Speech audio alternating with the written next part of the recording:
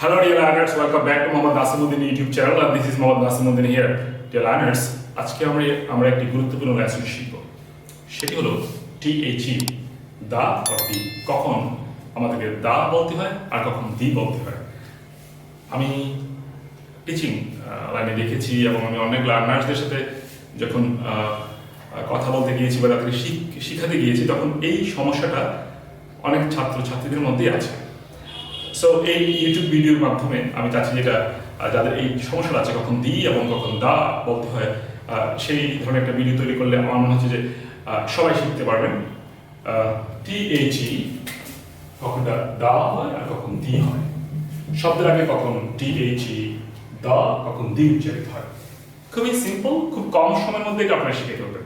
হ্যাঁ, এটা খুব লম্বা ভিডিও হবে না, আর তবে আপনারা শেষ পর্যন্ত ভিডিওটি দেখবেন ভালো করে শেখার জন্য, আর যাতে কখনোই আপনাদের দি এবং দ উচ্চারণে ভুল না হয়। ওকে, সো প্রথম দেখেন আমি বোর্ডে লিখেছি শব্দের প্রথম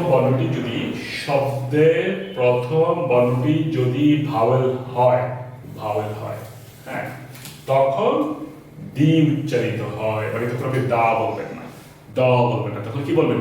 দি। আচ্ছা, এখন ভাওয়েল চিহ্নিত ইংরেজিতে 5টি বর্ণ ভাওয়েল, সেগুলো কি? এ, ই, আই, ও, ইউ। মানে এই 5টি বর্ণ যদি থাকে শব্দের শুরুতে তখন আমরা উচ্চারণটা কি করব? দি করব।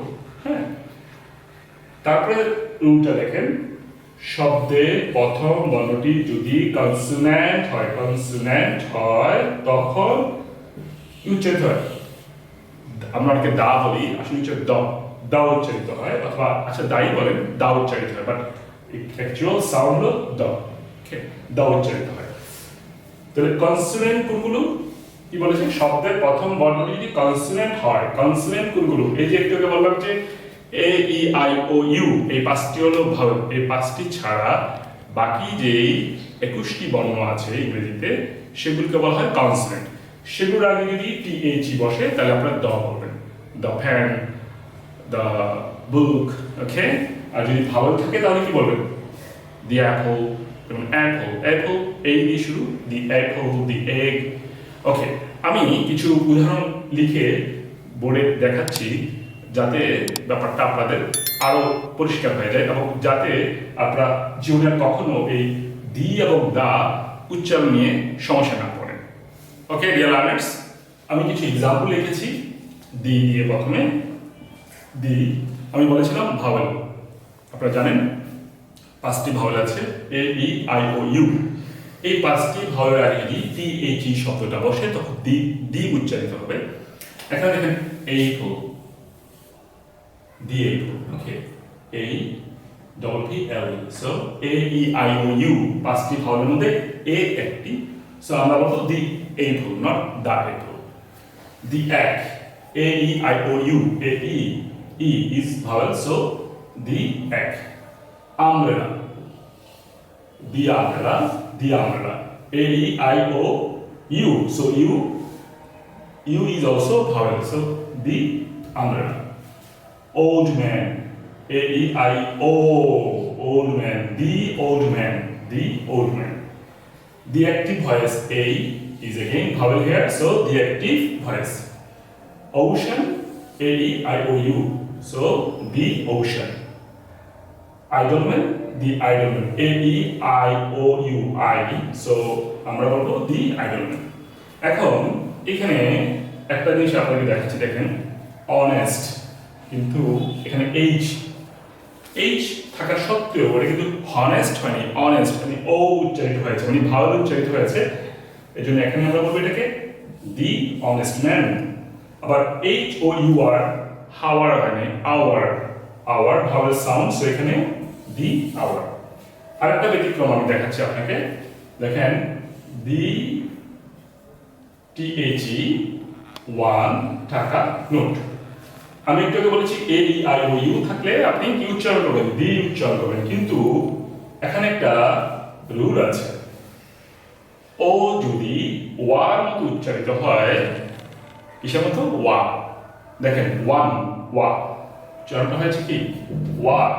সো এই দি ও যদি ওয়ান মতো উচ্চারিত হয় তখন আর দি বলবে তখন দ্য বসবে।